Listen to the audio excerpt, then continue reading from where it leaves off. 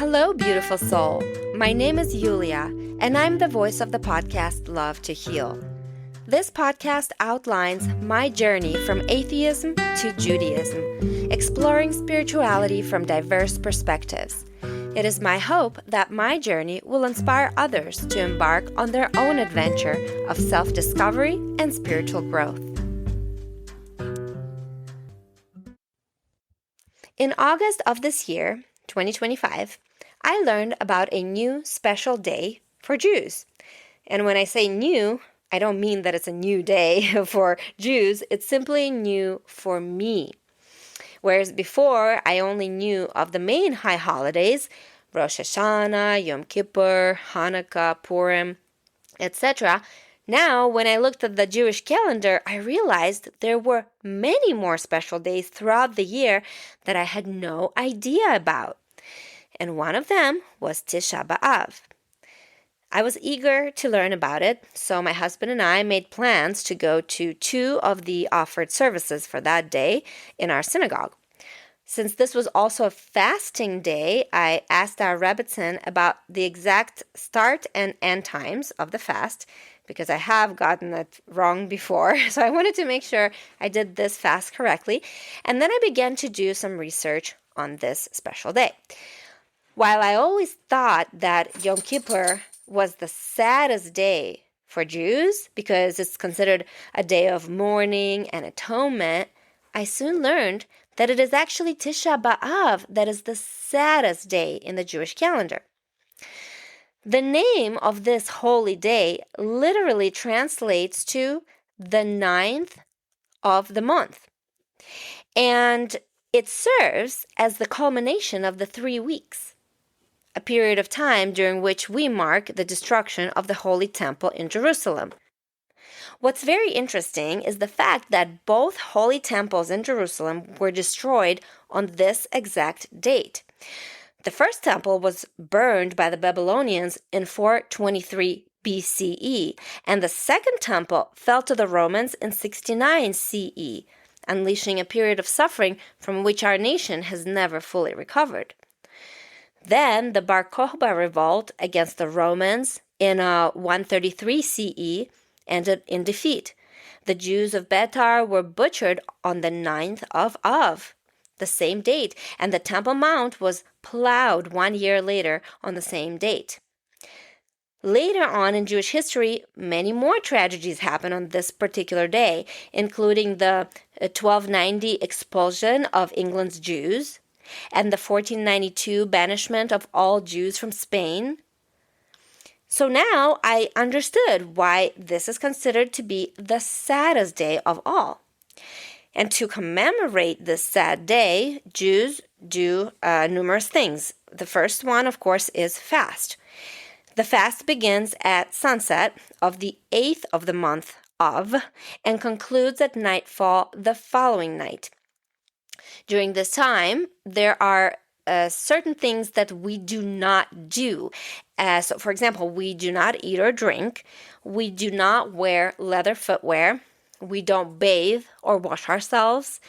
We don't apply any ointments or creams.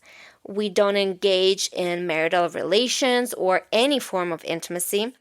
We don't study the Torah except for the sad parts that deal with the destruction of the temple. We do not send gifts or even greet one another. We do not engage in outings or trips or any pleasurable activities. And we do not wear fine, festive clothing. But what we do on this day is the following. Starting from midday on 8th of Av, we limit our Torah study, as I mentioned, to the few allotted topics that are sad in nature or that pertain to the temple's destruction. We eat a square meal in the afternoon before Mincha services. Then, late in the afternoon, there's a separation meal that is eaten, which consists of bread and a hard-boiled egg dipped in ashes and accompanied by water. This meal is eaten alone, sitting on a low stool. The meal must be over by sundown, when all the laws of TishaB'av take effect. TishaB'av evening services are held in synagogue, where the ark has been stripped of its decorative curtains and the lights are dimmed. Evening prayers are followed by the chanting of Echa, lamentations. Morning prayers are held without talit and tefillin, because both are considered adornments. Most of the morning is occupied by reading the kinot, the elegies, marking the various tragedies that befell our people. Now, having some background information on TishaB'av, my husband and I attended the morning service first. There were many men at the service and only 2 women, me included.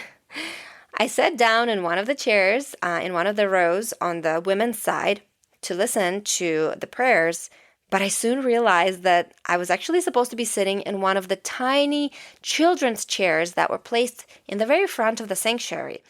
And I remembered then that it was the same thing we did on Yom Kippur, because you're also supposed to sit low to the ground on Yom Kippur.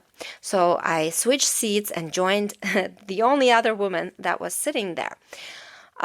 So just to explain, on Tisha B'Av, sitting on low chairs or even the floor is a custom that mimics the practices of Jewish mourning, specifically Shiva. Shiva is the week of mourning after a loved one has passed away. This practice serves to symbolize and express deep grief for the destruction of the temples in Jerusalem and other tragedies throughout Jewish history. The low seating is a sign of sorrow and discomfort. It keeps the gravity of the day at the forefront of one's mind. At one point during the chanting, our rabbi and his son-in-law, that's also a rabbi, they sat on the steps of the sanctuary that lead up to the Torah ark, facing the congregation. On days like this, it's so strange to see them dressed down, quote unquote, because they were wearing Crocs, their shirts were untucked, and they were just sitting on steps. They didn't look their usual selves, if you know what I mean. And then at the end of the service, our rabbi invited us to come to the evening service and break fast together. And of course, we agreed, my husband and I. In the evening, we came back, and again, I was one of the only 2 women present. Then our Rebbitzin walked in for a moment, and she explained to me that according to traditional law, halacha, women are generally exempt from time-bound positive mitzvot. And in this case, this applies. They don't need to be at this service. They don't have to be, because their primary obligations are in the home. And since this was a rather late service, I think it was 9 p.m., if I'm not mistaken. So in other words, most Orthodox women would be putting their children to bed at this time. As for non-Orthodox Jews in our synagogue, I think that many women didn't come because maybe they don't know the importance of this holy day. But I was super glad that I went, because it turned out to be actually a very, very special kind of service. First off, that evening, my husband put on tefillin for the first time. And just a reminder, a clarification, tefillin are a pair of black leather boxes that contain handwritten parchment scrolls with Torah verses. Jewish men traditionally wear them during morning prayers, except on Shabbat and holidays. And they place one box on the arm near the heart and the other on the forehead to fulfill a biblical commandment. I hope one day my husband will learn to put it on all by himself, because it's kind of tricky. You need to practice it. And also maybe one day he will purchase one of his own, but they do cost a fortune. The cost ranges anywhere from $1,000 to $3,000. So it's quite an investment. Once I saw all the men put on their tefillin, my husband included, somebody explained to me that this was not a common occurrence to see men put on tefillin in the evening, because typically this happens in the morning prayer. But because of this holy day, this practice was delayed until evening. So I got to see that. Then our rabbi led us all outside for Kiddush Levana, which means sanctification of the moon. And this I had never even heard of. I mean, nobody had ever mentioned anything like this to me. I had never read about it. I had never seen it in films or anything. This was completely shocking to me.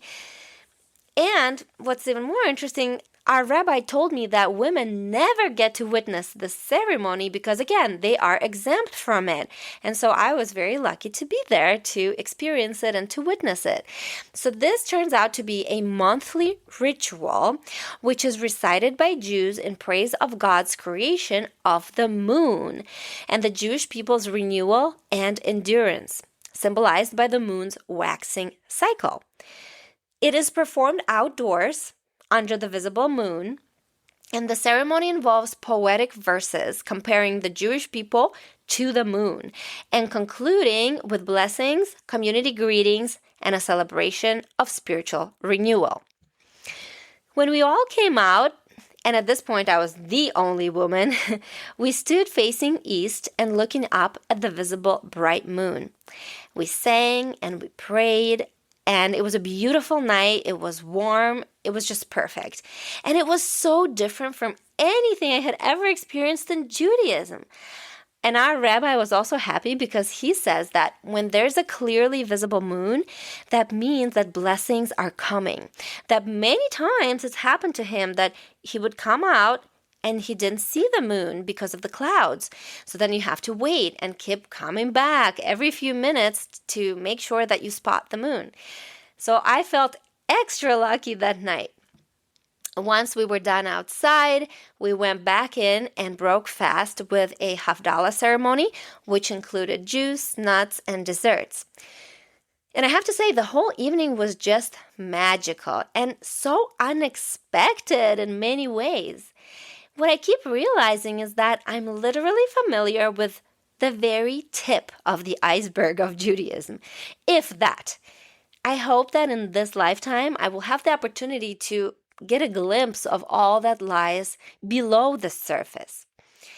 And if you go to shul only on high holidays, I encourage you to go to the less popular and less known holy days because you will experience Judaism in a whole new, deeper way. And I will leave you today with a few beautifully written lines, the author of which is unknown, unfortunately, but I hope that these lines will prompt you to reflect on the difference between holidays and holy days. Enjoy, and until next time. There's a world of difference between a holiday and a holy day. On holidays, we run away from duties. On holy days, we face up to them. On holidays, we seek to let ourselves go. On holy days, we try to bring ourselves under control. On holidays, we try to empty our minds. On holy days, we attempt to replenish our spirits. On holidays, we reach out for the things that we want. On holy days, we reach up for the things that we need. Holidays bring a change of scene. Holy days bring a change of heart.